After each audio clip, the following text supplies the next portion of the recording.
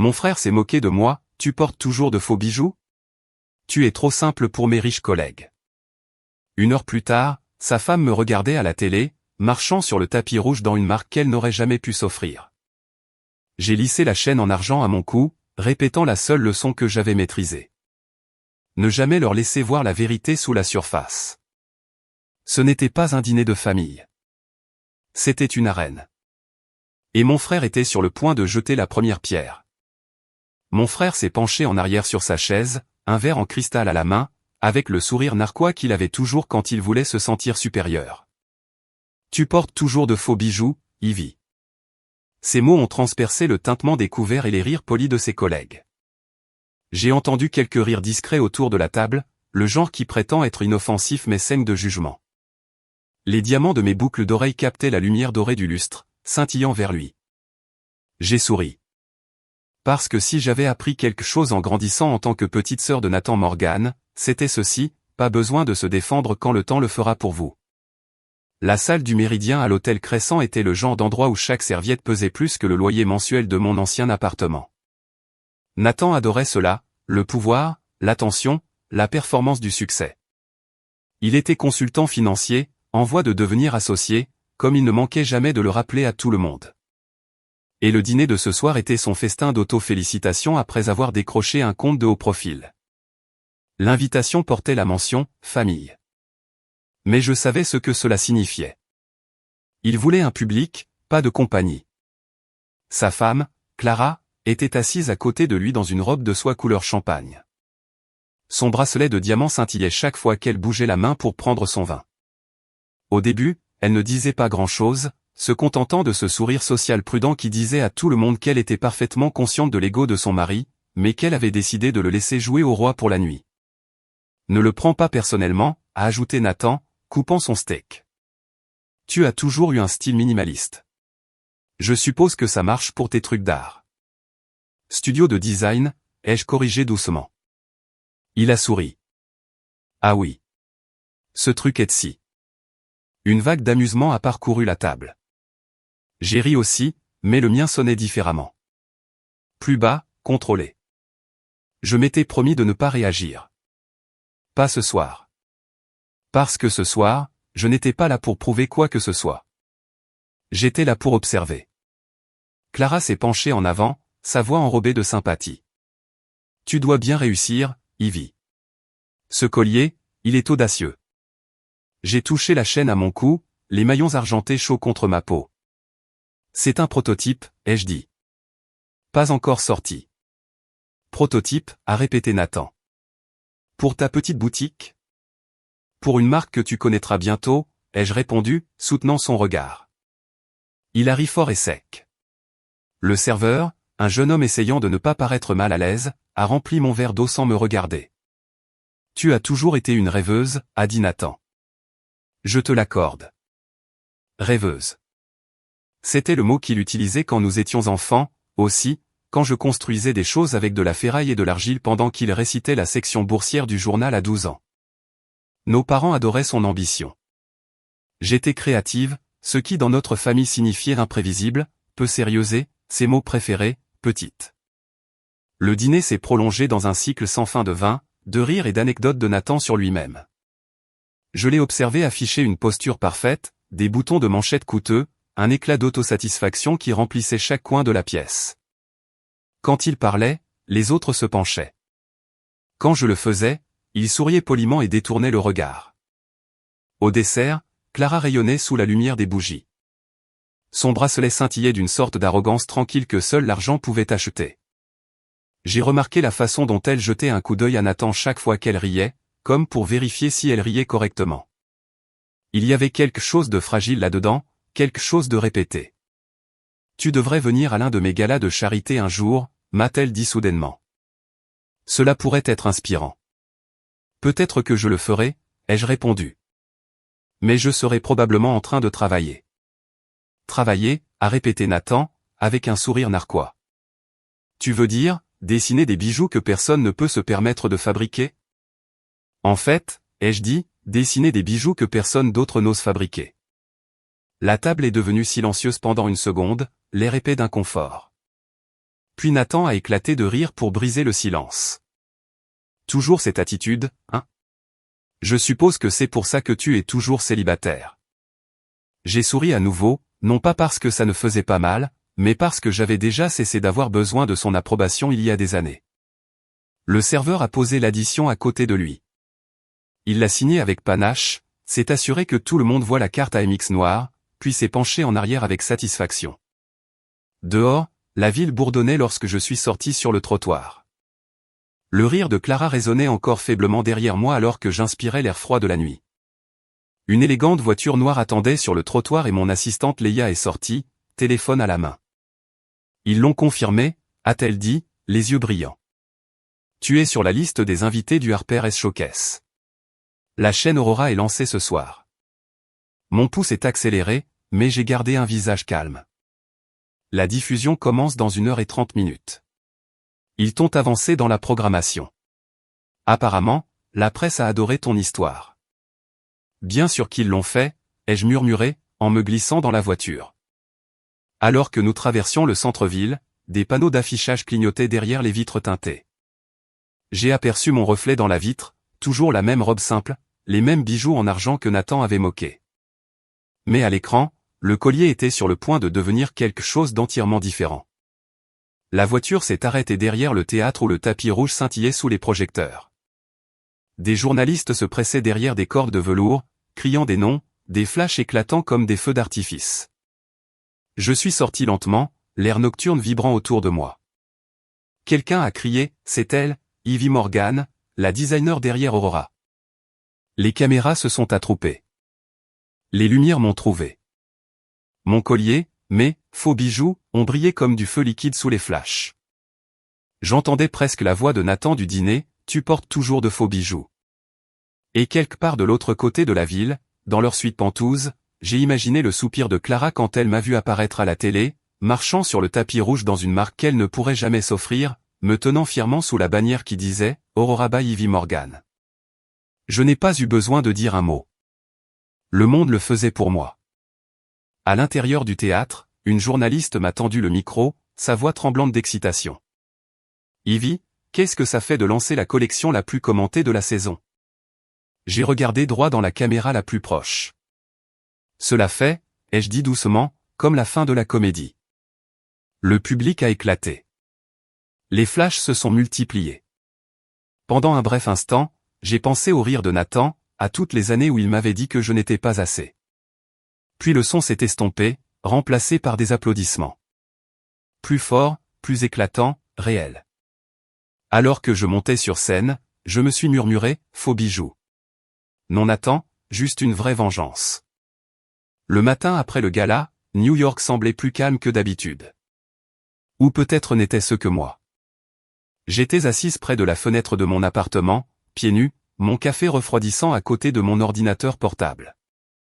Mon téléphone vibrait toutes les quelques secondes. Messages, tags, mentions dans la presse. Aurora by Ivy Morgan avait fait le buzz pendant la nuit, s'affichant sur tous les grands blogs de mode, confirmant que j'étais l'histoire que tout le monde voulait. J'ai parcouru les titres, incrédule. Qui est Ivy Morgan? La femme derrière la chaîne Aurora. De l'outsider à l'icône, le nouveau visage du luxe éthique. L'ironie ne m'a pas échappé. Seulement 12 heures plus tôt, j'étais trop simple pour le monde de mon frère. Maintenant, j'étais l'histoire que tout le monde voulait. Mon assistante, Leia, est entrée sans frapper, une tablette à la main. Tu as fait le buzz. CNN vient de t'appeler le fantôme en or. J'ai ri sous mon souffle. Je suppose que les faux bijoux photographient bien. Eh bien, a-t-elle souri, tu devrais voir les chiffres. Harper a vendu toute la précommande d'Aurora en 6 heures. Tu viens de battre leur record. Pendant un instant, je ne savais pas si je devais rire ou pleurer. J'avais passé 5 ans à concevoir des pièces. Je croyais que personne ne porterait jamais des créations métalliques mélangeant acier industriel et argent recyclé, destinées à raconter une histoire plutôt qu'à impressionner une foule. Mais la nuit dernière, sous les projecteurs, quelque chose avait changé. Le monde m'avait enfin vu, non pas comme la sœur discrète de Nathan, mais comme moi-même. Pourtant, même la victoire a ses inconvénients. Ma boîte de réception était pleine de messages de journalistes, d'investisseurs et d'anciens collègues qui avaient jadis ignoré mes appels. J'ai parcouru la file d'attente et j'ai repéré un nom familier, Bram Fischer. Vespe Corporation. Vespe avait rejeté mon portfolio l'année dernière, le qualifiant incommercialisable. J'ai ouvert son nouvel email. Il contenait 2 mots. Félicitations. Appelez-moi. La satisfaction tranquille de ce moment, le monde penchant en ma faveur, était meilleure que n'importe quel champagne. Mais parmi les félicitations se trouvait un nom qui m'a glacé. Hélène Dupan, Ariel Foundation. Son message était court. Déjeuner aujourd'hui midi. Ne refusez pas. Ella Dupan était plus un mythe qu'une femme dans notre monde. Le genre de personne qui ne se contentait pas de bâtir des empires, elle les redéfinissait. Dans les années 90, elle avait révolutionné la distribution de mode, puis avait disparu après avoir vendu son entreprise pour 800 millions de dollars. Pendant des années, elle avait fait l'objet de spéculations, de rumeurs de programmes de mentorat privé, d'investissements secrets, d'influences silencieuses. Si elle voulait me voir, ce n'était pas fortuit. À midi, j'étais assise en face d'elle dans un coin tranquille du Glasshouse Café. Elle portait un costume noir sans bijoux, ses cheveux blancs torsadés en un chignon bas, ses yeux assez perçants pour trancher le verre. « Je vous ai regardé hier soir », a-t-elle dit en remuant son thé. « Vous avez bien géré les caméras. »« Merci », ai-je dit prudemment. « Vous ne vous attendiez pas à ce que ça explose, n'est-ce pas ? » « Pas comme ça », a-t-elle souri faiblement. « C'est le meilleur genre de célébrité, celle que l'on ne cherche pas. » Elle s'est penchée en avant, baissant la voix. « Vous avez quelque chose de rare, Ivy. De la présence. Mais la présence s'estompe sans précision. Je peux vous aider à la rendre permanente. » J'ai hésité. M'aider comment ? En m'assurant que votre nom ne disparaît pas au moment où une autre tendance brillante arrive. Elle a fait glisser une petite enveloppe sur la table. À l'intérieur se trouvait une carte, Ariel. Consultation privée.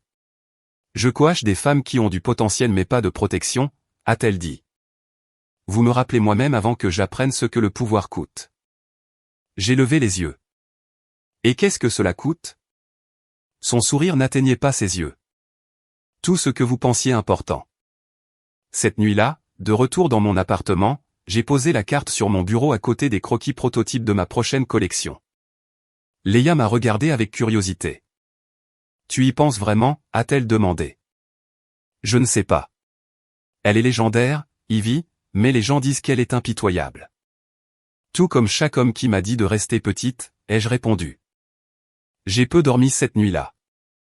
Des images du gala se rejouaient derrière mes paupières. Les caméras, les applaudissements, le moment où le nom de mon frère a clignoté sur le téléscripteur comme « famille de la mystérieuse designer ». Il n'avait pas appelé. Bien sûr que non. Mais je l'ai imaginé assis dans son bureau, entouré des mêmes collègues qui s'étaient moqués de moi pendant le dîner, leur sourire un peu plus contraint maintenant. Au matin, j'ai pris ma décision. J'ai appelé Hélène. Son bureau était différent de tout ce que j'avais jamais vu, minimaliste au point d'être intimidant. Une longue table de marbre. Pas de photos, pas de désordre, juste le silence et le léger bourdonnement de la ville à l'extérieur. Elle m'a fait signe de m'asseoir. J'ai fait quelques recherches, a-t-elle commencé. Vous avez grandi dans une famille qui adorait les apparences. Vous avez construit quelque chose qui s'en moque. C'est poétique. J'ai cligné des yeux, incertaine si c'était un éloge ou une accusation, elle a continué. Vous êtes talentueuse, mais vous jouez encore gentiment. C'est votre faiblesse. Je préfère appeler ça de la retenue. La retenue ne bâtit pas d'héritage, a-t-elle dit d'un ton neutre. La domination, oui. Ces mots ont touché quelque chose de brut en moi. Pendant des années, j'avais lutté pour rester douce dans un monde qui récompensait la dureté, pour prouver que la créativité n'avait pas besoin de crier pour être puissante. Mais peut-être avait-elle raison. Peut-être que la seule façon de cesser d'être ignoré était de cesser de s'excuser d'exister. Que attendez-vous de moi, ai-je demandé finalement. Rien, a-t-elle dit. Sauf que vous arrêtiez de demander la permission. Elle s'est levée et m'a tendu une petite boîte en velours. À l'intérieur se trouvait un bracelet de métal entrelacé, argent et or, sans couture, lourd. Votre nouvelle signature, a dit Hélène. Considérez cela comme un début. Comment s'appelle-t-il? Elle m'a regardé longuement. Phase 2. Les quelques semaines suivantes ont passé comme une tempête. Grâce au contact d'Hélène, Aurora s'est développée sur les marchés mondiaux. Interviews, contrats, invitations. J'étais soudainement partout. Mais la célébrité, ai-je appris, a un rythme cardiaque, et le mien battait trop vite. Un soir, alors que je quittais un événement caritatif organisé par la même entreprise où Nathan travaillait, j'ai entendu sa voix derrière moi. Alors, c'est vrai, a-t-il dit. Tu es le nouveau projet de Dupont. Je me suis retourné. Il semblait plus vieux d'une certaine manière, l'arrogance de sa posture assombrie par autre chose. La peur. Je suppose que les faux bijoux ont payé, ai-je dit. Il a ricané. Ne t'habitue pas. Les gens comme toi brillent fort et s'éteignent vite. Peut-être, ai-je dit doucement. Mais au moins, je ne me tiens pas dans la lumière de quelqu'un d'autre. Il m'a fixé du regard, et pendant une seconde, j'ai vu quelque chose vaciller. Un ressentiment mêlé de reconnaissance. Le même homme qui s'était moqué de moi réalisait maintenant que j'étais tout ce qu'il prétendait être. Alors qu'il s'éloignait, les mots d'Hélène ont résonné dans mon esprit. Arrête de demander la permission. Je ne savais pas alors que cette alliance, la mentor que j'admirais, le frère que j'avais éclipsé, n'était pas la fin d'une rivalité. C'était le début d'un règlement de compte. Et pour la première fois, je n'avais pas peur de ce que cela coûterait. Le jour où je me suis installé dans le bureau en verre d'Oriel, j'ai eu l'impression d'entrer dans un mirage.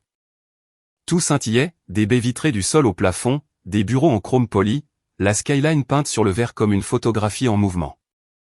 Hélène ne s'asseyait pas derrière un bureau. Elle se tenait à la fenêtre, regardant la ville comme si elle lui appartenait. Peut-être que c'était le cas. Savez-vous ce que j'aime dans le verre, a-t-elle demandé sans se retourner. Il reflète tout? Elle a souri faiblement.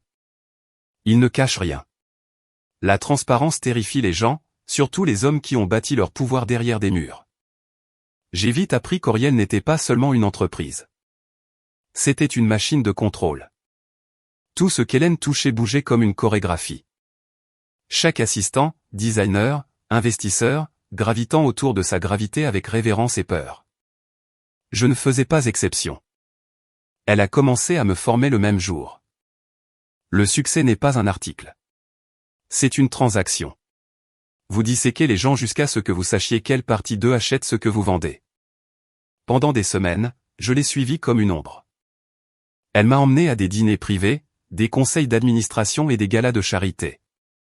Je l'ai regardé manipuler les ambiances des pièces sans jamais élever la voix. Un regard, une pause, un sourire soigneusement calculé, elle pouvait faire bégayer des titans de l'industrie comme des stagiaires. Tu es trop émotive, m'a-t-elle dit un soir après une réunion client. Tu en révèles trop par ta posture quand ils te sous-estiment. Ne les laisse jamais penser que tu n'es rien d'autre qu'inoffensive. C'est là qu'ils exposent leur faiblesse. Je voulais la croire, mais tard le soir dans le silence de mon penthouse, je voyais mon reflet dans la fenêtre et je me demandais si la femme qui me fixait était toujours moi ou quelqu'un qu'elle avait sculpté à partir d'ambition et de peur. L'expansion d'Aurora a été plus rapide que quiconque ne l'avait prédit. Hélène a tout orchestré. De nouveaux investisseurs, des soutiens de célébrités, des accords de fabrication mondiaux. Mais chaque contrat venait avec une clause. Nous protégerons votre nom, disait-elle. Mais votre entreprise doit rester sous Auriel Holdings. Efficacité juridique. Je n'ai réalisé qu'au troisième contrat que, sous, signifiait, détenu par. Au début, je me suis dit que ça n'avait pas d'importance. L'argent était incroyable, la reconnaissance enivrante. Mes créations étaient enfin en vogue sur les tapis rouges et dans les magazines qui ignoraient mes emails. J'avais travaillé toute ma vie pour cela, mais à chaque signature, je sentais quelque chose s'échapper, le sentiment discret que je ne bâtissais plus mon empire, mais que je décorais le sien. Nathan a appelé la nuit où mon visage est apparu en couverture de Forbes Style. Je n'avais pas entendu sa voix depuis des mois. Félicitations, a-t-il dit sèchement. Tu es officiellement devenue l'une d'entre elles. L'une de qui? Les gens qui pensent que le pouvoir les rend différents du reste d'entre nous. J'ai ri. Tu as toujours détesté me voir gagner. Je ne déteste pas ça, a-t-il dit. Je ne te reconnais juste plus. Je l'ai entendu pousser un long soupir à l'autre bout du fil. C'est juste que tu as l'air d'avoir vraiment gagné quelque chose de réel. J'ai passé 20 ans à essayer de ressembler à notre père, à chercher ses éloges, et je suis toujours le même gars qui signe un chèque avec panache. Tu as l'air libre. Et je ne sais pas si tu sacrifies des choses que je n'ai pas été assez courageux pour abandonner, ou si tu deviens juste une autre sorte de monstre. Il a raccroché avant que je puisse répondre. Je suis resté assise en silence, fixant mon propre visage sur la couverture du magazine, menton haut, yeux vifs, le titre lisant « La reine de glace de l'innovation ». J'avais l'air puissante, inébranlable. Mais la femme sur la photo n'avait pas l'air gentille. Elle n'avait pas l'air humaine. Le lendemain matin, Hélène m'a convoqué. « Tu as bien travaillé », a-t-elle dit en tapotant le magazine. « Il t'appelle la prochaine Dupont. »« Je ne veux être la prochaine personne », ai-je dit. « Je veux être moi-même. » Elle a ri doucement. « Ma chère, c'est toi-même qui t'as fait ignorer. Tu es célèbre parce que tu es devenu ce qu'ils craignent. » Son téléphone a vibré. Elle l'a décroché, son visage se crispant légèrement. « Annuler la réunion de l'après-midi », a-t-elle dit à son assistante. « Nous avons un problème. » Elle s'est tournée vers moi. « Votre frère. » Il a parlé au journaliste. Quelque chose à propos de conflits familiaux et d'intégrité créative. Je suppose que vous ne lui avez rien donné à utiliser. Mon estomac s'est serré. Il ne ferait pas ça, n'est-ce pas? Elle a interrompu. Les hommes comme lui détestent voir une femme réussir sans leur aide. Réduisez-le au silence rapidement. Ce soir-là, je suis allé à l'appartement de Nathan. C'était surréaliste de me tenir dans le couloir devant sa porte, écoutant le son étouffé de sa télévision. Quand il a ouvert, son expression était illisible. Moitié surprise, moitié défi. « Waouh » a-t-il dit. La reine elle-même. « Qu'est-ce qui t'amène à l'étage des paysans? » Hélène a entendu que tu parlais à la presse, ai-je dit. Dis-moi que ce n'est pas vrai. Il a ricané. Tu penses que j'ai besoin de divulguer quoi que ce soit? Tu fais un excellent travail pour t'exposer toi-même. Je me suis rapproché. Nathan, ce n'est pas un jeu. Tu ne sais pas à qui tu as affaire. Oh, si, je sais. Tu es devenue elle. Les mots ont frappé plus fort que je ne m'y attendais. Elle qui? Dupont, a-t-il dit. J'ai vu la façon dont tu me regardais à ce dîner. La façon dont tu regardais de haut. Tu avais du feu, Ivy. Maintenant tu n'as que du givre. Il a fermé la porte avant que je puisse parler. Je suis resté là longtemps, mon reflet dans le miroir du couloir me fixant avec des yeux vitreux. De retour dans ma voiture, j'ai fait défiler mes messages. Hélène avait envoyé une ligne, la faiblesse est retenue. Éliminez-la. Je ne savais pas si elle parlait de Nathan ou de moi. Les jours se sont estompés en semaines. Je me suis jeté dans le travail, concevant obsessionnellement. Chaque bijou que je créais ressemblait à une confession. Du métal froid transformé en beauté, essayant de se souvenir de la chaleur. Hélène les appelait des chefs d'œuvre. La presse les appelait « la perfection sans émotion ». Mais une nuit, en examinant les rapports trimestriels, j'ai remarqué quelque chose d'étrange. Sous les résumés financiers se trouvait un dossier scellé étiqueté « Projet Astra ». Je l'ai ouvert. À l'intérieur se trouvaient des documents, des contrats, des transferts et des mémos confidentiels signés en mon nom. Certains concernaient des usines à l'étranger que je n'avais jamais approuvées. D'autres incluaient des violations environnementales liées à des filiales d'Oriel. Mon souffle s'est coupé. Qu'est-ce que c'est, ai-je murmuré à la pièce vide. Et puis je l'ai vu. La signature numérique au bas de chaque fichier. La mienne, copier-coller, la date correspondant au jour où j'avais été absente du bureau avec Hélène. Elle n'avait pas seulement construit mon succès, elle avait construit ma responsabilité. Dehors, les lumières de la ville se reflétaient dans la fenêtre, scintillant comme du verre brisé. Je les ai fixées, réalisant ce qu'Hélène avait voulu dire en déclarant « La transparence terrifie les gens ». Parce que dans son monde, même le verre pouvait cacher quelque chose d'assez sombre pour vous détruire. Le lendemain matin, je suis entré au siège d'Oriel avec le dossier toujours ouvert sur ma tablette. Les portes vitrées ont sifflé en se refermant derrière moi, et le son m'a semblé définitif, comme si j'étais enfermé dans quelque chose que je ne contrôlais plus. Hélène attendait déjà dans son bureau, debout près de la fenêtre, le dos tourné. Le skyline se reflétait dans le verre noir lisse derrière elle. « Vous avez trouvé Astra ?» a-t-elle dit sans se retourner. Le ton décontracté de son aveu, l'absence de surprise m'ont glacé le sang. Elle attendait cela. Mes doigts se sont resserrés autour de la tablette. « Vous avez falsifié ma signature. » Elle m'a finalement fait face, calme comme jamais. J'ai autorisé l'efficacité. Vous n'étiez pas disponible. Indisponible ? Ma voix s'est brisée. Vous avez utilisé mon nom pour approuver des contrats liés à des usines illégales. Ses yeux n'ont pas scié.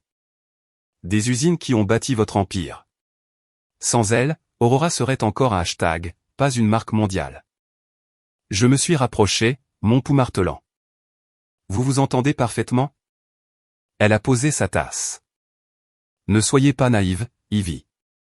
L'intégrité est un luxe pour les gens qui n'ont pas eu faim. Pendant un instant, je n'ai pas pu respirer. La femme que j'avais vénérée, la mentor qui m'avait appris le pouvoir, l'admettait sans ciller. Vous m'avez utilisé, ai-je murmuré. Je vous ai raffiné, a-t-elle corrigé. Pensez-vous que quelqu'un se serait soucié de votre art sans mon nom sur la porte ? Ces mots ont frappé comme de l'acide. Je me suis retourné pour partir, mais sa voix m'a suivi, basse et égale. Partez si vous voulez. Mais rappelez-vous, votre nom est sur chaque document, chaque accord, chaque signature. Vous avez construit cette maison de verre. Je ne vous ai donné que les outils. La descente en ascenseur m'a semblé interminable. Mon reflet dans les murs miroirs ressemblait à une étrangère, une femme drapée de privilèges, noyée dedans. Au moment où j'ai atteint le hall, mon téléphone vibrait déjà. De Marcus, service juridique, objet, examen urgent, demande de presse concernant le projet Astra. La panique m'a brûlé la poitrine. Il savait. Quelqu'un en dehors de l'entreprise avait trouvé les mêmes fichiers. J'ai quitté le bâtiment sans plan, juste en mouvement.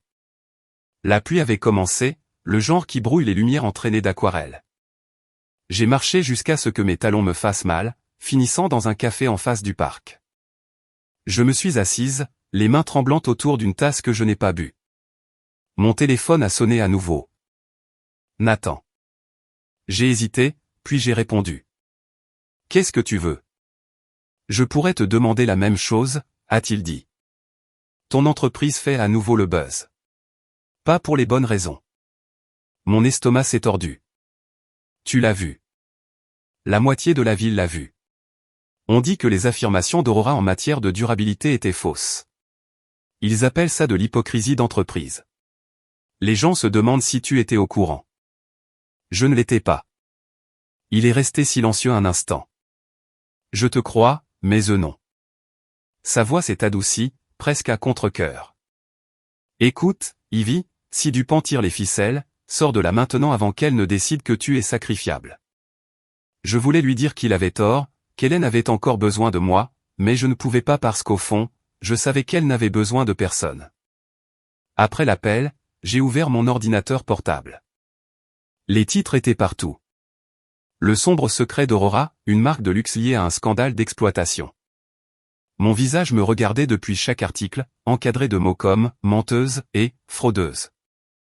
En quelques heures, ma boîte de réception s'est remplie d'annulations, de soutiens, d'événements, de collaborations. Les investisseurs réévaluaient leur partenariat. L'empire qu'Hélène avait construit autour de moi commençait déjà à s'effondrer. Léa a appelé, sa voix tremblante. Il retire ton panneau d'affichage de Times Square. Bien, ai-je dit. Peut-être que les gens arrêteront de fixer assez longtemps pour que je puisse réfléchir. À la tombée de la nuit, j'étais assise seule dans mon appartement, les lumières éteintes, la ville dehors bourdonnant comme un moteur de jugement. J'ai rouvert les fichiers Astra, faisant défiler des pages de chiffres, de signatures, de transactions. Quelque part là-dedans se trouvait la preuve dont j'avais besoin pour laver mon nom. À 2 heures du matin, je l'ai trouvé. Caché parmi les pièces jointes se trouvait un journal de transfert daté de 3 semaines avant que je rejoigne Auriel. La ligne de signature portait mon nom, mais l'horodatage prouvait qu'il avait été créé des mois avant même qu'Hélène ne me rencontre. Une signature fantôme précédant mon existence dans son système. C'était le levier dont j'avais besoin. Le lendemain matin, Je suis retourné au siège, les cheveux encore humides de la pluie, mon rythme cardiaque stable. Maintenant, non pas la peur, mais un but. Hélène a levé les yeux quand je suis entré dans son bureau. « Vous êtes en avance », a-t-elle dit. « J'ai fini », ai-je répondu en laissant tomber une page imprimée sur son bureau. « Ceci prouve que vous avez falsifié les fichiers Astra avant que je travaille ici. » Elle l'a étudié, imperturbable. « Et que ferez-vous ? Courir vers la presse, le conseil d'administration ? Ils sont tous à moi. Je trouverai quelqu'un qui ne l'est pas. » Ses lèvres se sont courbées en quelque chose comme de l'amusement. « Vous apprenez, mais vous pensez encore trop petit. Vous pensez que c'est une question d'affaires. C'est une question d'héritage. Le vôtre, le mien, et le nom de famille. Vous essayez toujours de surpasser. » Quelque chose dans son ton a changé, quelque chose de froid et de connaisseur. « Vous pensez que je n'ai pas vérifié votre histoire avant de vous prendre, a-t-elle dit doucement. Les Morgan ont bâti leur fortune sur l'exploitation. Les usines dans lesquelles votre père a investi étaient pires que tout ce qui se trouvait dans Astra. Vous n'êtes pas différente de moi, Ivy.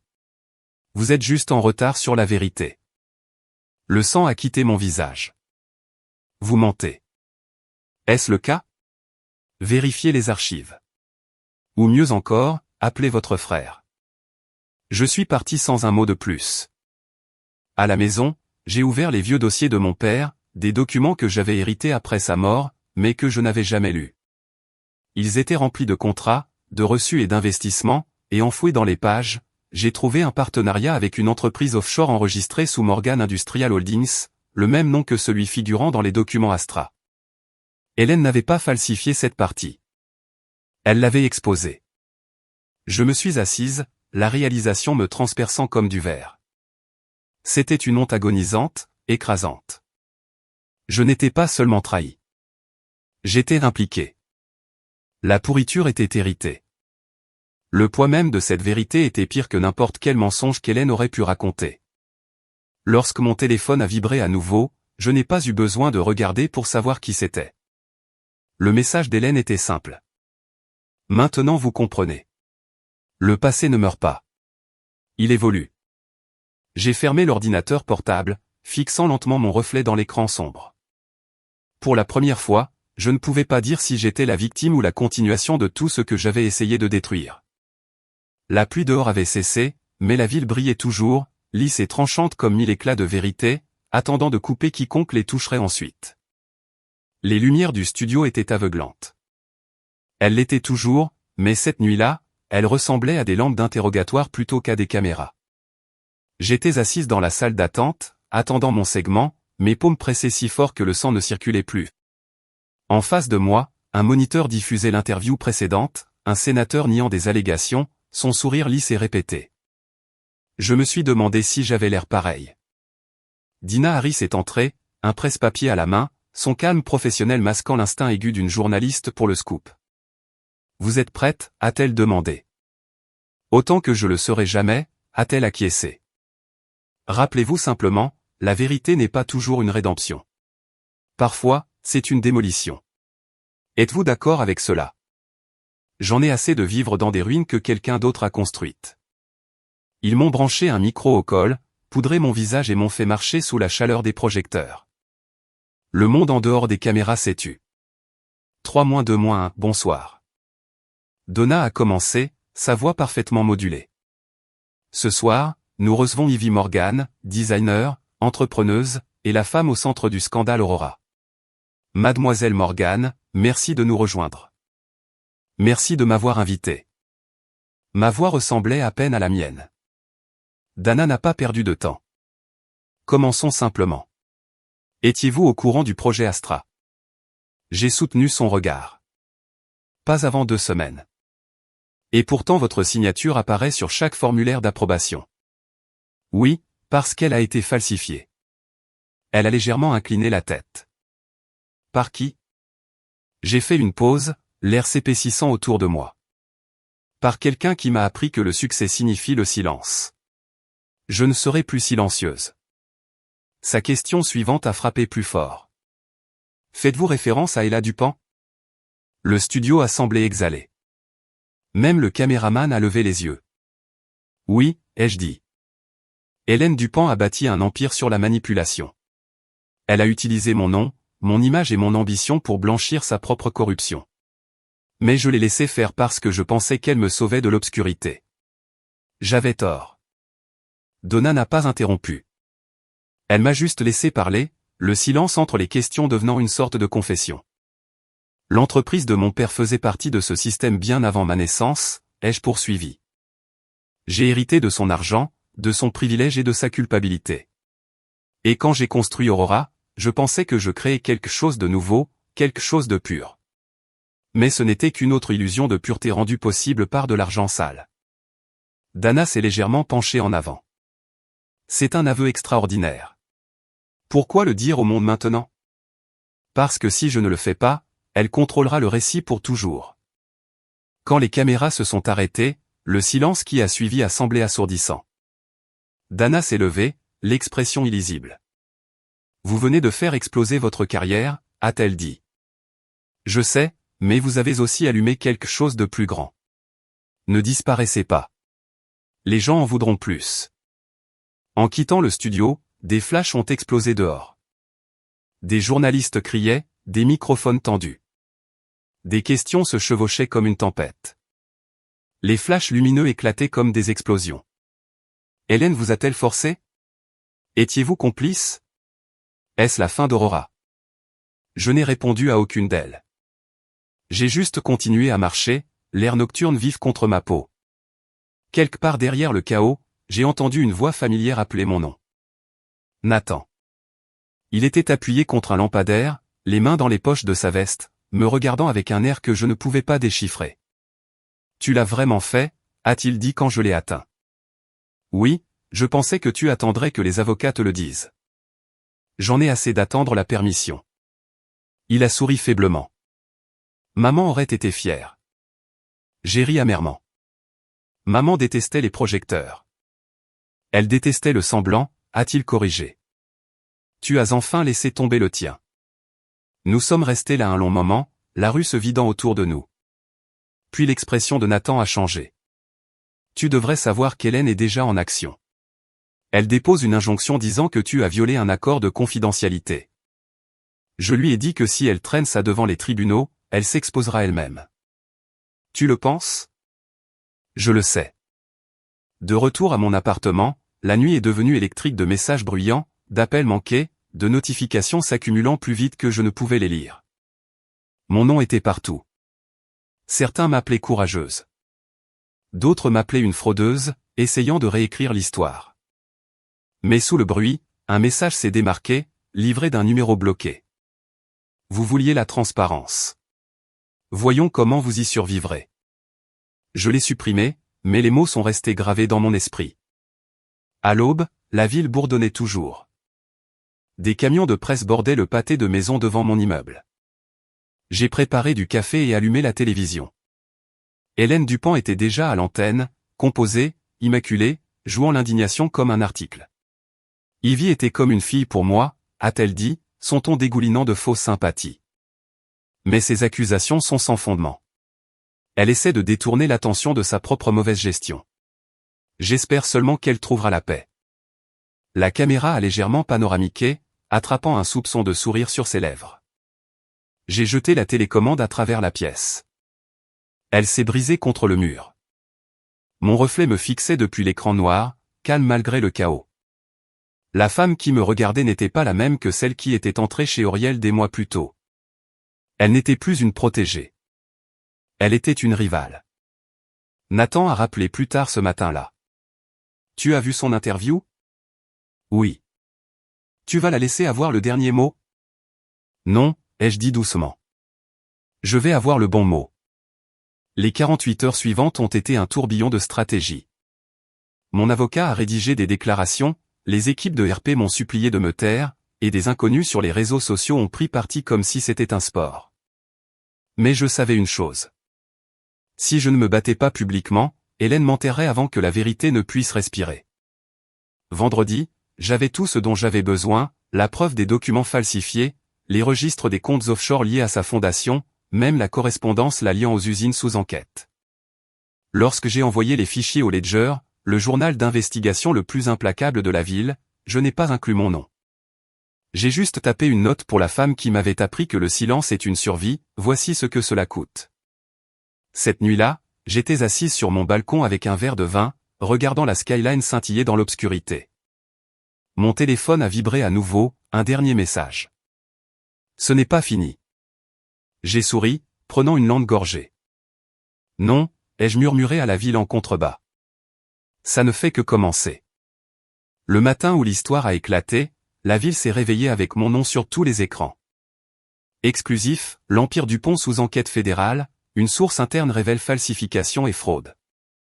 Ils n'ont pas eu besoin de dire qui était la source interne. Chaque photo, chaque clip, chaque murmure remontait à moi.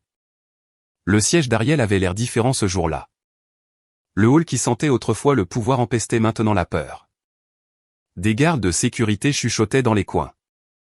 Des cadres se déplaçaient en groupes pressés, serrant leur téléphone comme des bouées de sauvetage. Et pour la première fois depuis que j'avais rejoint le bureau d'Ella Dupont, sa porte était fermée. À midi, le conseil d'administration avait convoqué une réunion d'urgence. Je n'étais pas invité, bien sûr, mais je n'en avais pas besoin. Léa m'envoyait des mises à jour de l'intérieur. Ils questionnent ses frais de voyage. Ils ont trouvé des preuves de blanchiment d'argent. Hélène perd le contrôle. J'ai lu chaque message avec un étrange calme creux. J'aurais dû me sentir triomphante. Au lieu de cela, tout ce à quoi je pouvais penser était la facilité avec laquelle l'admiration pouvait tourner à la vengeance. À 15 heures, Hélène m'a appelé. Sa voix était perçante, dépouillée de son élégance habituelle. « Vous pensez avoir gagné ?» a-t-elle dit. « Je pense que la vérité a gagné. »« Vous êtes naïve, Ivy. Savez-vous ce qui arrive aux lanceurs d'alerte ? Ils brûlent d'abord. Ensuite, tout le monde oublie qui a allumé la mèche. Je n'ai plus peur du feu. Vous devriez l'être, a-t-elle dit avant de raccrocher. 2 heures plus tard, le bâtiment a éclaté. Des journalistes ont inondé la rue à l'extérieur. Des agents fédéraux ont escorté des cartons de dossiers à travers les portes vitrées. Les caméras clignotaient comme des éclairs. L'image serait en première page le lendemain matin. L'empire de verre se fissurait de l'intérieur. Je me tenais de l'autre côté de la rue, observant tout cela, anonyme sous un capuchon gris. Pour la première fois, Hélène Dupont semblait petite, sa silhouette encadrée dans l'embrasure de la porte alors que les agents la menaient. Elle ne s'est pas battue. Elle n'a pas pleuré. Elle a juste regardé droit devant elle, menton haut, comme si elle enseignait encore au monde comment maîtriser une pièce. Quand la portière de la voiture s'est refermée derrière elle, je m'attendais à un soulagement. Ce que j'ai ressenti à la place, c'est un chagrin aigu et inattendu. Parce que malgré tout ce qu'elle avait fait, elle avait jadis cru en moi. Ou peut-être qu'elle ne croyait qu'en son propre reflet à travers moi. Nathan m'a trouvé debout là, longtemps après que la foule soit partie. « Tu vas bien ?» a-t-il demandé. « Je ne sais pas » ai-je dit. « C'est fini. » Il a regardé le bâtiment vide. « Non, ce n'est pas le cas. Tu dois reconstruire maintenant. » Je ne sais même pas ce qu'il reste à reconstruire. Il a souri faiblement. Alors commence par ce qui est réel. Cette nuit-là, je suis retourné à mon appartement. Mon téléphone était un cimetière d'appels manqués, de journalistes, d'investisseurs, de vieux amis qui voulaient soudainement des citations au lieu de conversations. Je l'ai éteint et je suis allé à la fenêtre de ma chambre. La skyline brillait faiblement, la même que j'avais observée quand tout ce que j'avais, c'était des rêves trop grands pour tenir dans mes mains. J'ai ouvert mon ordinateur portable, supprimé le logo d'Aurora et créé un nouveau fichier. Un mot est apparu sur la page blanche, Renaissance. Je ne savais pas encore ce que serait la nouvelle entreprise. Je savais juste qu'elle ne se cacherait pas derrière du verre. La semaine suivante fut chaotique. Les enquêtes se sont élargies. Des poursuites judiciaires ont été engagées, des avoirs gelés. L'empire d'Hélène. Mon ancienne prison s'effondrait publiquement, magnifiquement. Chaque présentateur de nouvelles prononçait son nom comme une incantation, mi-admiration, mi-dégoût, mais la célébrité a une façon de brûler tous ceux qui sont proches de la flamme. Je n'ai pas été épargné. Un titre de tabloïd disait, de protégée à traîtresse, Ivy Morgan a-t-elle détruit son mentor pour le pouvoir ? Une autre designer ou agent double, des sources affirment que Morgan savait tout? Je n'ai pas répondu. J'avais appris que le silence était parfois plus bruyant que le déni. Pourtant, ça faisait mal. Dans un café du centre-ville, une inconnue m'a approché, téléphone levé. Puis-je prendre un selfie, a-t-elle demandé. Vous êtes cette fille qui a fait tomber Dupont? J'ai souri poliment. Je préférerais juste boire mon café. Comme vous voulez, a-t-elle dit. Je suppose que la célébrité coûte cher, hein? Je l'ai regardé s'éloigner, ses mots résonnant plus fort que le bruit autour de moi. Ce soir-là, Nathan est venu avec des plats à emporter et un sourire qui ressemblait presque à la paix. Tu fais de nouveau le buzz, a-t-il dit. Oh, super. Cette fois pour quelque chose de bien. Les gens t'appellent le visage de la responsabilité d'entreprise. J'ai ri doucement. Ce n'est pas un titre que j'ai jamais voulu. Peut-être pas, mais c'est un titre que tu as gagné.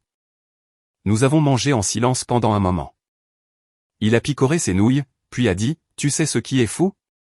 Malgré tous les dégâts qu'elle a causés. Hélène t'a quand même appris quelque chose d'important. Qu'est-ce que c'est? Comment se battre comme l'enfer quand personne ne te croit? Plus tard, après son départ, je me suis retrouvé à faire défiler de vieilles photos. L'une d'elles m'a arrêté net, moi et Hélène à la soirée de lancement d'Aurora. Elle souriait, sa main sur mon épaule. Sur cette photo, nous ressemblions à des partenaires, des égales, mais je savais maintenant que nous faisions toutes les deux semblant. Le lendemain matin, j'ai reçu un appel du Ledger. Nous allons publier un article de suivi, a dit le journaliste. Le public veut savoir ce qui attend Ivy Morgan. Pouvons-nous vous citer? Oui, ai-je dit après une pause. Dites-leur que le verre s'est brisé et que j'ai enfin vu qui j'étais en dessous. Cet après-midi-là, j'ai retrouvé Léa dans l'ancien bâtiment pour récupérer mes dernières affaires. L'endroit était silencieux maintenant, les bureaux vides, les lumières tamisées. Elle m'a serré dans ses bras avant mon départ. Tu as fait ce qu'aucun de nous n'aurait pu faire, a-t-elle dit. Tu as dit la vérité. J'ai souri tristement. Ça ne devrait pas être si rare. En sortant dans la lumière déclinante, j'ai attrapé mon reflet dans les portes vitrées une dernière fois. Pendant un instant, j'ai cru la voir, la femme qu'Hélène avait façonnée. Posture parfaite, surface impeccable, pas de fissure. Puis le reflet a changé et j'ai vu quelqu'un de nouveau. Quelqu'un avec des cicatrices, oui, mais aussi des yeux qui ne détournaient plus le regard. Le vent de la ville a attrapé mes cheveux alors que je m'éloignais, le son des sirènes s'estompant derrière moi. Pour la première fois depuis des années, je ne fuyais personne. Je marchais vers moi-même. 6 mois se sont écoulés avant que j'entende à nouveau son nom. À ce moment-là, la ville était passée à son prochain scandale, à sa prochaine chute. Hélène Dupont était en liberté sous caution, en attente de son procès. Son empire démantelé et son nom mis sur liste noire dans toutes les industries qu'elle avait autrefois dirigées. Je pensais avoir enterré ce chapitre pour de bon jusqu'à ce que l'enveloppe arrive. Elle était ivoire, lourde, gaufrée d'un sceau doré qui me semblait trop familier. À l'intérieur se trouvait une seule carte, gala de la renaissance d'Aurora, au profit de l'initiative mondiale de durabilité, lieu, le Grand Hôtel Méridien, hôte, Jonathan Haye. En bas, écrit en calligraphie impeccable, invité d'honneur spécial, Ivy Morgan. Pendant un instant, j'ai cru que c'était une blague. Aurora était morte, le nom toxique. Quiconque avait organisé cela n'avait aucun sens de l'ironie ou voulait faire passer un message. J'ai retourné la carte. Un mot manuscrit a glissé. La rédemption n'est qu'un autre mot pour le rebranding. Parlons-en. JH. Jonathan Haye, PDG de Meridian Holdings est l'un des anciens investisseurs d'Hélène. Le même homme qui s'était retiré de l'accord la nuit précédant le scandale, protégeant sa fortune et sa réputation d'un seul coup. J'aurais dû l'ignorer, mais la curiosité est une forme de gravité, et j'apprenais encore à ne pas tomber. 2 nuits plus tard, je me suis retrouvé devant le Grand Méridien. L'hôtel scintillait sous des lustres de la taille de voiture, le genre d'endroit où les réputations étaient achetées et vendues autour de champagne. Des caméras flashaient à l'entrée, les invités sortant de voitures noires dans un défilé de confiance emprunté. Je portais du noir, simple, élégant, sans marque. Pas de bijoux cette fois, juste le genre de pouvoir discret qui n'a pas besoin de s'annoncer. À l'intérieur, la salle de bal scintillait d'excès, des visages que je reconnaissais des anciens conseils d'administration se tournaient vers moi, certains curieux, d'autres prudents. Mon nom a ondulé dans la pièce comme une rumeur que personne ne pouvait s'empêcher de répéter. Jonathan Hay m'a trouvé en quelques minutes. Grand, raffiné, le genre d'homme qui pensait que le charme pouvait effacer l'histoire. Mademoiselle Morgan, a-t-il dit, en me prenant la main. Je n'étais pas sûr que vous viendriez. J'ai failli ne pas venir, ai-je répondu. Vous avez envoyé une invitation très étrange. Il a souri. Je trouve l'honnêteté désarmante. Et vous, Ivy, êtes la femme la plus désarmante de la ville en ce moment. Nous nous sommes assis à une table privée surplombant le rez-de-chaussée principal. Des serveurs glissaient autour de nous comme des ombres. L'orchestre jouait quelque chose de doux et sans signification. Alors j'ai dit, quelle est la vraie raison pour laquelle vous m'avez amené ici? Je voulais vous offrir une opportunité, a-t-il dit, baissant la voix. La chute d'Hélène a laissé un vide. Les investisseurs ont soif de leadership, de quelqu'un avec une vision, de la crédibilité, une histoire que le public connaît déjà. Vous voulez dire un scandale qu'ils peuvent commercialiser. Il a haussé les épaules. C'est la même chose. Je l'ai étudié un long moment. Vous voulez reconstruire Aurora sous un nouveau nom, en m'utilisant comme visage. Je veux vous reconstruire, vous. Son ton était soyeux, mais ses yeux étaient tout calcul. Vous avez déjà fait le plus difficile.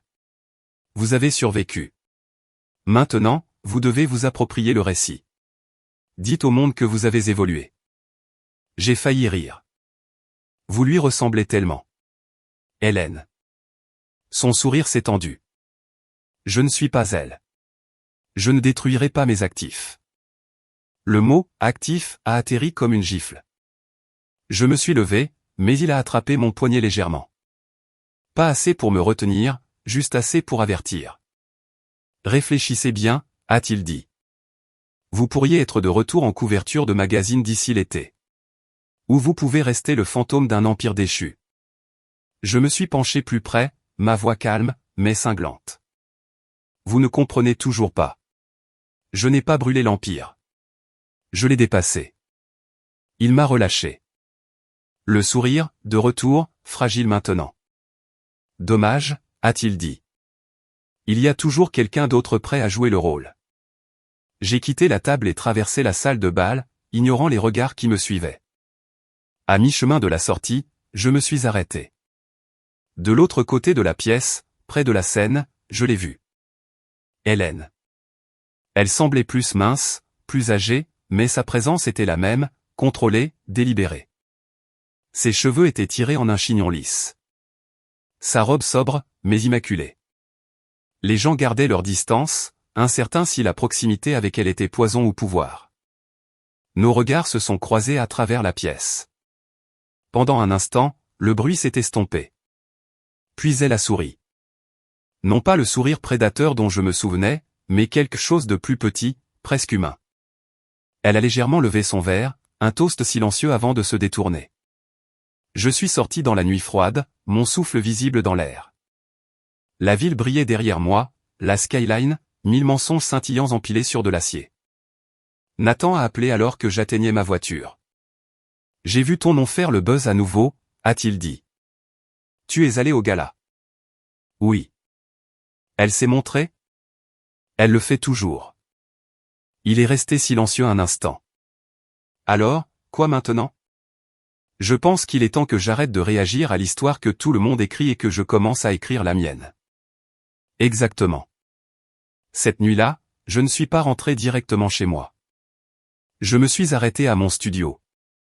J'ai ouvert mes fichiers de conception numérique, j'ai sorti le nouveau logo proposé et la présentation de marque que l'équipe de Hay m'avait glissée, élégante, moderne et totalement vide. J'ai sélectionné chaque fichier, appuyé sur « Supprimer » et vidé la corbeille. Ils voulaient mon visage sur leur table rase. Je ne les laisserai pas effacer ma saleté. Je me suis assise sur mon balcon avec mon ordinateur portable ouvert, le curseur clignotant sur une page blanche. Le monde s'attendait à un retour, une réinvention brillante avec des phrases parfaites et des arcs de rédemption. Mais ce n'était pas ce que je voulais. Je voulais la vérité, pas le genre militarisé qu'Hélène avait utilisé, le genre qui nettoie au lieu de couper. Alors j'ai commencé à taper. Un mémoire, peut-être un manifeste, certainement. La femme de verre, comment le succès m'a appris à me briser. Chaque mot ressemblait à retirer du verre de ma peau. Douloureux, nécessaire, purifiant. À l'aube, j'avais écrit 10 pages. Pas parfaite, pas polie, mais réelle. La première histoire que je racontais depuis des années qui n'appartenait à personne d'autre. La ville se réveillait à nouveau, ses tours attrapant la première lumière. Pour la première fois, je ne voyais pas des prisons de verre. Je voyais des reflets imparfaits, brillants, vivants, et je me voyais enfin en eux. Le mémoire s'est répandu plus vite que prévu. Ce qui avait commencé comme une série de confessions nocturnes sur mon ordinateur portable s'est transformé en essais passés de main en main, de blog en blog, jusqu'à ce qu'un matin je me réveille pour voir mes mots cités en première page du New York Ledger. La femme qui a brûlé le verre pour se voir, disait le titre. En dessous, une seule ligne de mon écrit, le pouvoir n'est pas volé. Il s'échange contre le silence jusqu'à ce que vous arrêtiez de vous vendre à bas prix. Soudain, je n'étais plus seulement Ivy Morgan, la designer déchue ou la lanceuse d'alerte qui avait fait tomber Ella Dupont. J'étais devenu autre chose, une idée. Et les idées, contrairement aux gens, ne s'excusent pas. Ma boîte de réception débordait. Éditeurs, talk shows, universités, tous voulaient un morceau de mon histoire. Mais le message le plus étrange venait d'un expéditeur inconnu. Pas de salutation, pas de nom, juste, tu n'as pas encore fini. Je l'ai supprimé, mais quelque chose dans ces mots m'est resté, un murmure traversant chaque interview et chaque titre. Pas fini. Peut-être avait-il raison. Des semaines plus tard, j'ai reçu une invitation à prendre la parole à la conférence mondiale des femmes leaders à Chicago. Des milliers de participants, des caméras, le genre de plateforme dont je rêvais quand j'étais encore invisible. J'ai dit oui. Quand je suis arrivé, l'air vibrait d'énergie. Des femmes en tailleur et talons remplissaient le hall des congrès, leur rire vif et perçant. Les lumières de la scène semblaient plus chaudes cette fois, non accusatrices, accueillantes, presque indulgentes. Alors que j'attendais en coulisses, la coordinatrice s'est penchée. Parlez simplement avec le cœur, a-t-elle dit. Ils connaissent déjà votre histoire. Ils veulent votre vérité. Quand je suis monté sur scène, des applaudissements ont éclaté. Je n'ai pas scié. Il y a 2 ans, ai-je commencé, on m'a dit que le succès était une échelle. Que si je grimpais assez silencieusement, souriais assez poliment et ne regardais pas en bas, je pourrais atteindre le sommet. Ce qu'on ne m'a pas dit, c'est que l'échelle était construite sur du verre brisé, et que je saignais pour l'empire de quelqu'un d'autre. Un murmure a parcouru l'audience. J'ai appris que le silence n'est pas une grâce, c'est une permission, et j'ai donné cette permission à des gens qui ont utilisé mon ambition comme une monnaie. J'ai marqué une pause. Mais ce qu'il y a de drôle avec le verre, c'est qu'il coupe dans les 2 sens. La foule était silencieuse maintenant, se penchant en avant. Si vous avez déjà été sous-estimé, ignoré, si on vous a dit que vous étiez trop émotive, trop simple, trop tout. Rappelez-vous, ils ne vous décrivent pas. Ils décrivent leur peur de vous. L'ovation a frappé comme le tonnerre. J'ai souri, non pas pour eux, mais pour la femme que j'avais enterrée si longtemps. Ensuite, alors que la foule se dispersait, une jeune femme m'a approché. Elle ne devait pas avoir plus de 25 ans, nerveuse, mais déterminée. Je voulais juste dire, a-t-elle commencé, votre histoire? Ça m'a fait quitter mon travail. Mon patron, il s'appropriait toujours mes créations. Je pensais que c'était comme ça que le monde fonctionnait. Ce n'est pas le cas, ai-je dit doucement. Ou du moins, ça ne doit pas l'être. Elle a souri à travers ses larmes. J'ai lancé ma propre ligne.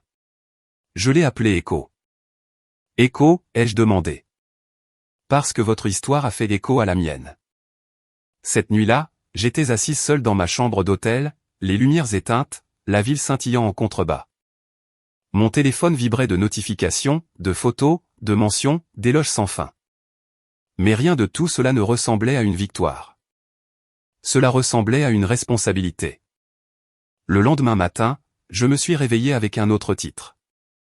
Hélène Dupont sera jugée, l'accusation cite un témoignage interne et des dossiers financiers. J'ai lu chaque mot, le cœur battant. Elle serait enfin tenue responsable. Mais l'article se terminait par une phrase qui m'a serré la poitrine. Ella Dupont a refusé de commenter, mais des sources affirment qu'elle a l'intention de se défendre elle-même. Bien sûr qu'elle le ferait. Plus tard cet après-midi-là, mon avocat a appelé.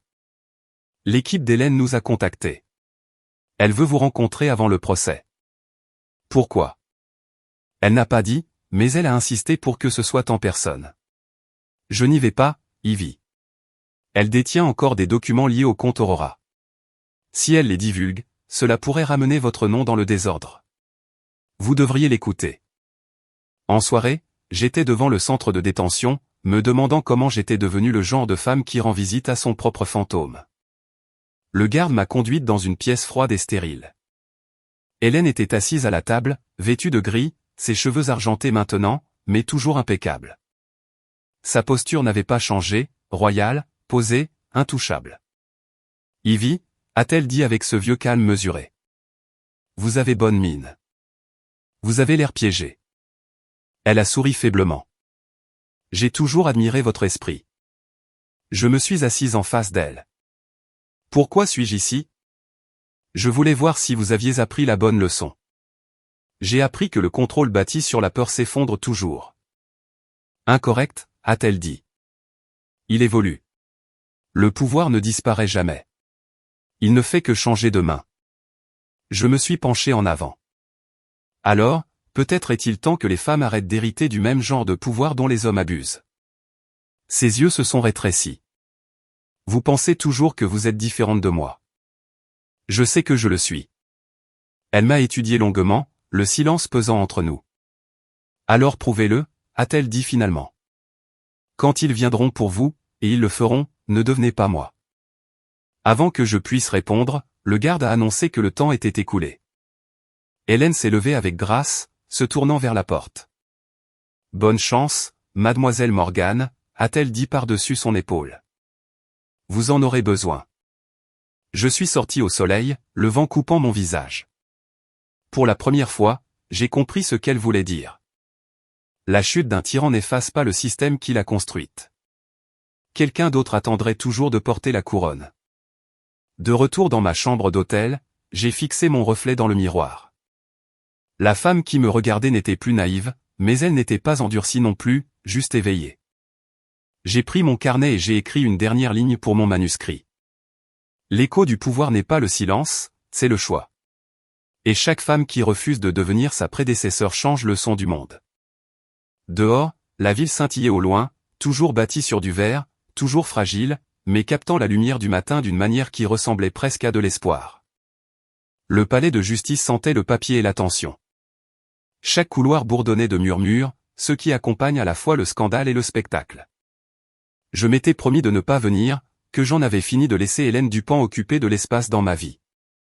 Mais les promesses ont la fâcheuse habitude de se briser quand la résolution vous appelle. Des journalistes bordaient les marches de marbre à l'extérieur. Des microphones tendus, des flashs éclatants comme des explosions. J'ai gardé mes lunettes de soleil, mon expression illisible. Quelques questions ont été criées, vous êtes-vous réconcilié avec Dupont? Vous sentez-vous responsable de sa chute? Mais je suis passé devant eux, chaque pas délibéré, mes talons claquant comme un compte à rebours. À l'intérieur, la salle d'audience était plus froide que prévu. Hélène était assise à la table de la défense, impassible, son tailleur gris taillé à la perfection. Même dans la ruine, elle se tenait comme une reine sur un trône qui sombrait. Quand nos regards se sont croisés, elle n'a pas scié. L'accusation a commencé avec précision. Ils ont présenté les preuves, contrats falsifiés, comptes offshore, témoignages d'employés, mes propres courriels confirmant la manière dont le projet Astra avait été exécuté sous ma signature falsifiée. Chaque mot était un miroir tendu à son empire, reflétant tout ce qu'elle avait construit et tout ce qu'elle avait enterré. Quand mon nom a été appelé à la barre, la salle a semblé se crisper. J'ai avancé, les mains stables, malgré la tempête intérieure. Ayant prêté serment, je me suis assise en face d'elle. La femme qui avait autrefois été ma mentor, ma sauveuse, ma perte. Les questions du procureur étaient méthodiques. Mademoiselle Morgan, quand avez-vous pris connaissance du projet Astra pour la première fois? 2 semaines avant l'éclatement du scandale. Et avez-vous signé ces documents? Non, ils ont été falsifiés par Madame Dupont. Oui. L'avocat d'Hélène a objecté, mais le juge l'a ignoré. Objection rejetée. Continuez. Pourquoi êtes-vous resté silencieux si longtemps? Parce que je l'ai cru, ai-je dit. Parce que je pensais que la loyauté était la même chose que la gratitude. Et parce que j'avais trop peur de voir la vérité sur la femme qui m'a tout appris. Le regard d'Hélène était inébranlable. Je pouvais le sentir me brûler, disséquant chaque mot, mesurant si j'étais devenu son égal ou son ennemi. Lorsque le contre-interrogatoire est arrivé, elle s'est levée seule. La salle d'audience a bourdonné. Se représenter elle-même était son dernier acte de contrôle. Elle s'est approchée lentement de la barre, sa voix calme, presque douce. Ivy, a-t-elle commencé, utilisant mon prénom comme une arme. Vous affirmez que j'ai falsifié votre signature, mais dites-moi, avez-vous déjà remis en question la source de votre succès soudain? Je l'ai fait plus tard. Plus tard, a-t-elle répété. Après avoir déjà bâti une fortune grâce à cela, après avoir saisi chaque opportunité que je vous ai donnée. Je ne savais pas ce que cela coûtait. Bien sûr que si, a-t-elle dit doucement. Le mensonge n'était pas ma falsification, Ivy. Le mensonge était votre silence. Vous vouliez le pouvoir sans la saleté. Et la seule différence entre nous est que je ne me suis jamais menti sur le prix.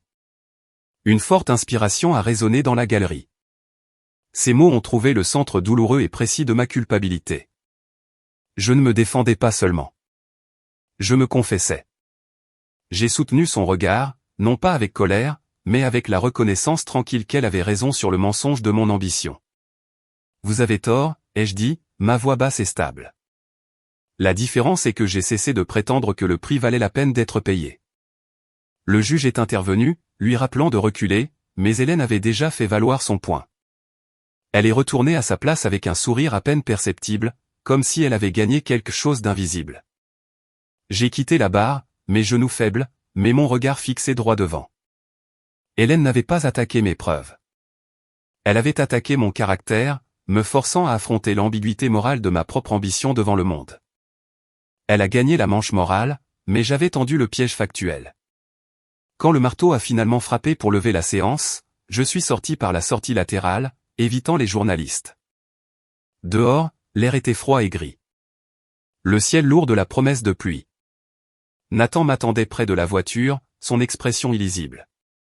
C'était comment, a-t-il demandé. Elle joue toujours le jeu, ai-je dit. Mais cette fois, je ne suis pas son adversaire. Je suis sa preuve. Je me suis glissé sur le siège passager, ne parlant pas pendant un long moment.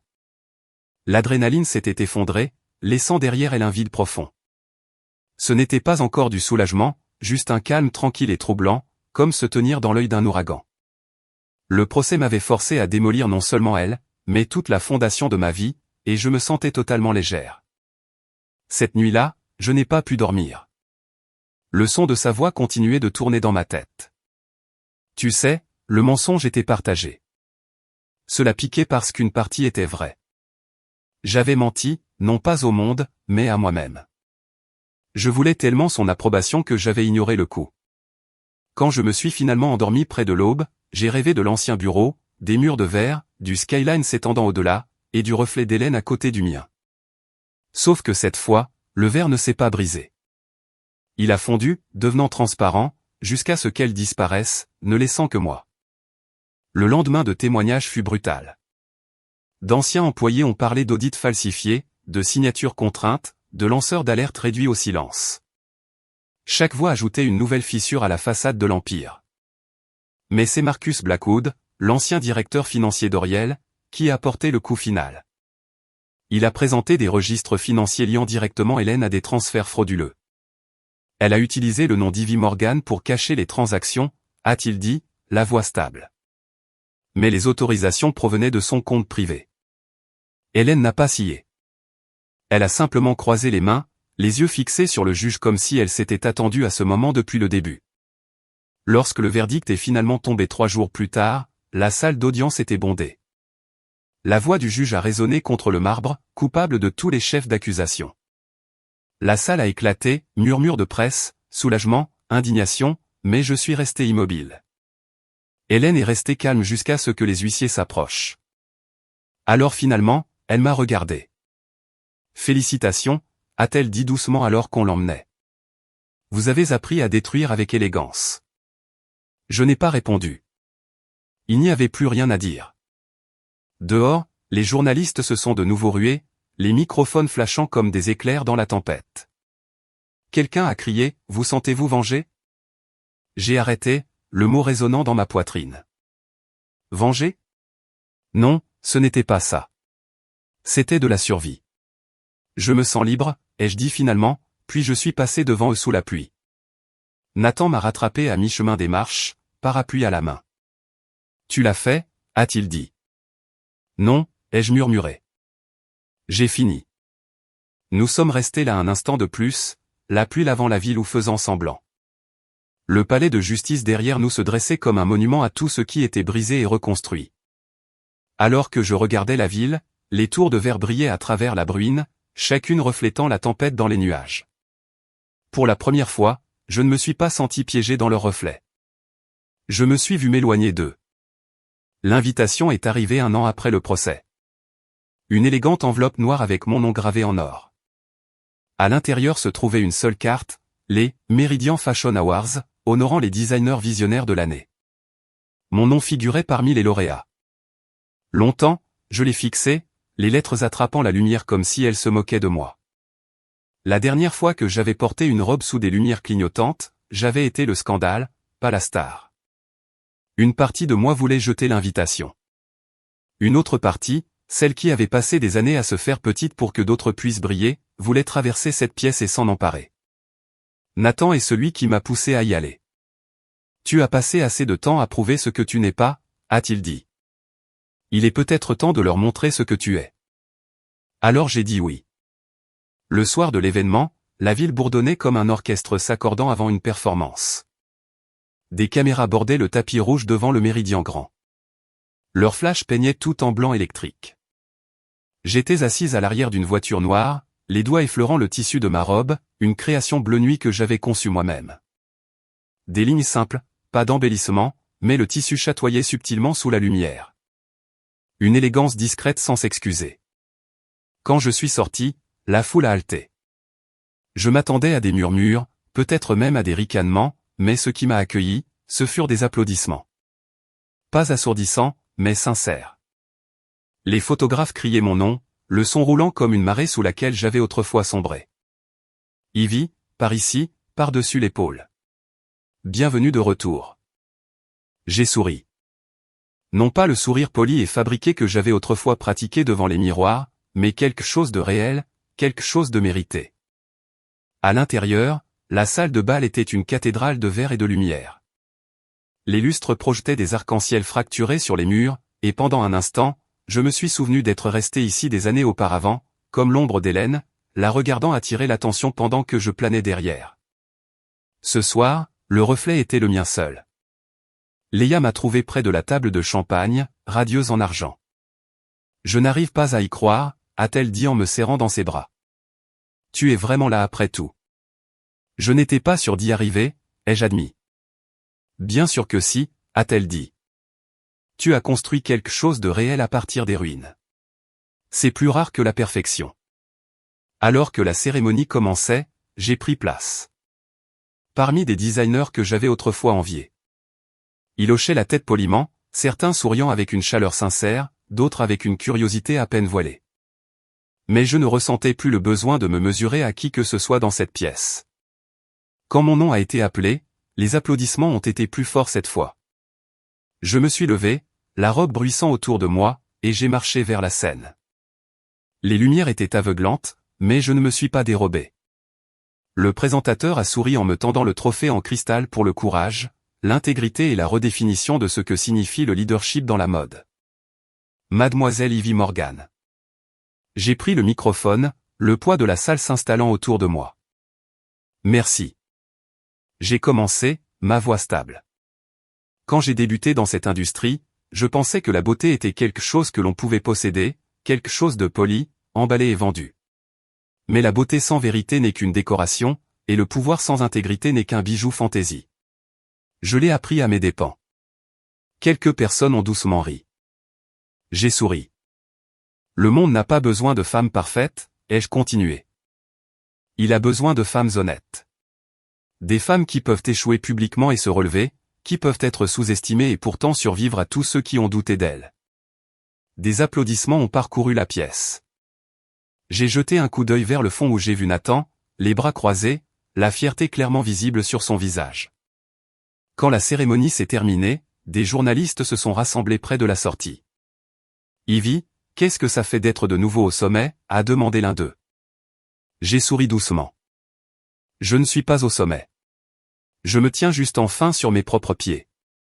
Dehors, l'air nocturne était frais, les flashs incessants. Ma voiture attendait, mais avant que je puisse monter, une voix familière m'a arrêté. « Tu portes toujours de faux bijoux ?» Je me suis retourné. Nathan a souri, me taquinant de la même manière que lors de ce dîner il y a des mois. J'ai ri, le genre de rire qui pétille sans avoir besoin de validation. Il m'a tendu son téléphone. À l'écran se trouvait une diffusion en direct de l'événement. Moi marchant sur le tapis rouge, mon nom faisant de nouveau le buzz. On dirait qu'ils se sont enfin souvenus de qui tu es, a-t-il dit. Non, ai-je répondu en regardant la vidéo. Ils voient juste ce que je suis devenu. De l'autre côté de la rue, un panneau d'affichage numérique s'est illuminé. Mon visage est apparu à côté des mots « La femme de verre », maintenant un best-seller mondial. Le mémoire que j'avais écrit pendant des nuits blanches était allé plus loin que je ne l'aurais jamais imaginé. Non pas parce qu'il glorifiait la douleur, mais parce qu'il la nommait et, en la nommant, libérait d'autres pour affronter la leur. Les journalistes appelaient toujours, les fans criaient, le chaos de la célébrité tourbillonnait autour de moi. Mais au milieu de tout cela, je ressentais une immobilité. Non pas le silence de la suppression, le calme de la souveraineté. Alors que nous nous éloignions, les lumières de la ville se sont estompées en or derrière la fenêtre. Nathan s'est tourné vers moi. Alors, quoi ensuite? J'ai souri, regardant la skyline. Quelque chose qui ne peut pas être construit sur du verre. Plus tard cette nuit-là, après l'after-party, après le bruit et les caméras, j'étais pieds nus sur mon balcon, tenant le prix dans une main et une tasse de thé dans l'autre. La ville scintillait en contrebas comme une constellation de seconde chance. J'ai pensé à Hélène, alors non pas avec haine, mais avec compréhension. Elle m'a appris comment le pouvoir corrompt quand il est thésaurisé, comment la brillance meurt quand elle est enfermée. Mais elle m'avait aussi appris la seule leçon qu'elle n'avait jamais eu l'intention d'enseigner. Que survivre ne suffit pas. Il faut vivre. J'ai levé les yeux vers les étoiles, leur lumière stable et ancienne. La femme qui se cachait autrefois derrière la brillance des autres était partie. À sa place se tenait quelqu'un qui n'avait pas besoin d'être vu pour connaître sa valeur. La ville bourdonnait. Quelque part une caméra a flashé. Je ne me suis pas retourné. Je n'ai pas posé. J'ai juste respiré. Le matin après le gala, je me suis réveillé au doux bourdonnement de la ville sous ma fenêtre. Le trophée était posé sur ma table de chevet, captant la lumière du soleil qui filtrait à travers les rideaux. Pour la première fois depuis des années, la lumière ne me faisait pas mal aux yeux. Elle ne semblait pas dure ou révélatrice. Elle semblait paisible. J'ai préparé du café et j'ai marché pieds nus dans mon appartement, le même où j'avais vécu quand tout s'était effondré. Rien n'avait changé dans cet endroit. Les mêmes sols éraflés, les mêmes croquis encadrés tapissant les murs, le même canapé usé. Mais j'avais changé. L'espace ne semblait plus petit. Il semblait mérité. Sur le comptoir, mon téléphone a vibré. J'ai fait défiler les offres, les invitations et les collaborations et je me suis arrêté sur un nom qui m'a coupé le souffle. Lydia Dupont, la fille d'Hélène. Le message était simple, j'ai lu votre livre. Je pense que je comprends maintenant. Merci de ne pas l'avoir complètement détruite. Je suis resté là longtemps, le relisant. La gratitude et la douleur s'entremêlaient dans ma poitrine. Hélène avait bâti des empires et enterré des âmes, y compris la sienne. Et pourtant, même des décombres qu'elle avait laissés derrière elle, quelque chose d'humain cherchait encore à comprendre. Il ne s'agissait pas de pardon. Il s'agissait de reconnaître que le cycle des dommages hérités pouvait enfin être brisé. Plus tard dans la journée, j'ai rencontré Nathan dans un café tranquille surplombant le parc. Les arbres d'automne étaient un festival de couleurs, leurs reflets chatoyant dans le lac. Il avait déjà commandé ma boisson, comme il le faisait toujours. « Tu rayonnes » a-t-il dit en m'asseyant. C'est le café, a-t-il ri. Non, c'est autre chose. Tu as l'air libre. J'ai remué ma tasse, pensant à ce mot, liberté. Il signifiait autrefois l'évasion. Maintenant, il signifiait la présence. Il signifiait choisir où je me tenais au lieu de prouver où j'appartenais. Nous avons parlé pendant des heures du livre, des interviews, du défilé sans fin de gens qui voulaient maintenant un morceau de l'histoire qu'ils avaient autrefois ignoré. Mais quelque part entre le bruit, j'ai réalisé que je n'avais pas besoin de courir après tout ça. L'histoire avait déjà fait ce qu'elle devait faire. Je commence quelque chose de nouveau, ai-je dit finalement. Une fondation pour les femmes dans le design, celles à qui on disait de rester invisibles jusqu'à ce que quelqu'un d'autre vole leur travail. Nathan a souri. Une rébellion en talons hauts. Une rébellion discrète, ai-je dit. Le genre qui dure. Ce soir-là, je suis rentré chez moi et j'ai trouvé une enveloppe qui m'attendait à ma porte. Pas de nom, pas d'adresse, juste un seau de cire en forme d'iris. À l'intérieur se trouvait une courte note manuscrite. Pour chaque femme qui a appris à survivre en silence, enseignez-leur à prospérer dans la vérité. Ed. Pendant un instant, je n'ai pas pu bouger. L'écriture d'Hélène était indubitable, nette, élégante, délibérée. Qu'elle l'ait écrite avant le procès ou qu'elle ait trouvé un moyen de l'envoyer après, je ne savais pas. Tout ce que je savais, c'est que ce n'était plus la vengeance qui nous liait. C'était un héritage. Cette nuit-là, j'ai sorti le vieil album de croquis de ma grand-mère, celui que j'avais gardé caché pendant des années. Entre les pages jaunies, j'ai trouvé un seul dessin inachevé tracé de sa main méticuleuse, un collier de verre et d'argent entrelacé. Elle ne l'avait jamais terminé. J'ai passé la nuit à travailler. Avec chaque coup délibéré du fer à souder, j'ai fondu le verre fragile dans l'argent recyclé. C'était une déclaration d'harmonie, pas de conflit. Une semaine plus tard, la pièce a fait ses débuts discrètement dans ma nouvelle collection, la ligne Aurora. Le collier scintillait sous les lumières de la galerie, son verre translucide capturant chaque couleur de la pièce. Il ne s'agissait pas de richesse. Il ne s'agissait pas de vengeance. Il s'agissait de transparence, de la façon dont quelque chose de fragile pouvait encore réfracter magnifiquement la lumière quand il cessait de prétendre être indestructible. Les gens se sont rassemblés autour, murmurant des mots comme grâce, rédemption, force. Mais en restant là, je n'ai rien vu de tout ça. J'ai juste vu le reflet d'une femme qui avait enfin cessé de se cacher. Après l'événement, je me suis éclipsé sur la terrasse sur le toit. La ville s'étendait en contrebas, une mer de fenêtres reflétant 1000 minuscules versions de la même histoire, ambition, chagrin, survie, renaissance. Le vent tirait mes cheveux et je les laissais faire. Nathan m'a rejointe, les mains dans les poches. Tu sais, a-t-il dit, il y a quelque chose de poétique là-dedans. Tu as bâti ton empire en verre et il ne s'est pas brisé. J'ai souri. Il n'a jamais eu à le faire. Il a juste dû courber la lumière. Nous sommes restés là en silence pendant un moment, regardant la ville pulser de vie. Avant de partir, j'ai jeté un dernier regard sur la skyline. Chaque fenêtre scintillait sous le ciel nocturne, chacune un petit miroir. Pour la première fois, je n'ai pas vu le reflet comme un confinement. Je l'ai vu comme une preuve, la preuve que la lumière revient toujours, peu importe combien de fois elle est fracturée. Je me suis tourné vers Nathan. Tu te souviens de ce que mon frère a dit cette nuit-là? Il a hoché la tête. Quelque chose à propos de faux bijoux. J'ai ri doucement. Oui. Ce qu'il y a de drôle avec le verre, c'est qu'il peut avoir l'air faux jusqu'à ce que tu réalises que c'est la seule chose qui capte vraiment la lumière. En rentrant chez moi, j'ai posé le collier sur ma commode à côté du trophée. Deux symboles de la même vérité, l'un forgé dans la douleur, l'autre dans le but. Je me suis tenu devant le miroir et j'ai regardé la femme qui me fixait. Pas la designer brisée, pas le scandale, pas la survivante, juste moi. Et pour une fois, c'était suffisant. Le lendemain matin, j'ai commencé à rédiger une nouvelle histoire. Non pas sur la vengeance ou la chute ou les plafonds de verre, mais sur les commencements, sur la façon dont les femmes reconstruisent des empires, non pas à partir des cendres, mais à partir de la réflexion. J'ai souri lorsque les premiers mots sont apparus sur la page. Ma nouvelle ligne nommée Réflexion, lancement le printemps prochain. Elle n'était pas bâtie sur la vengeance, mais sur la force tranquille et indestructible des femmes qui choisissent de voir clairement.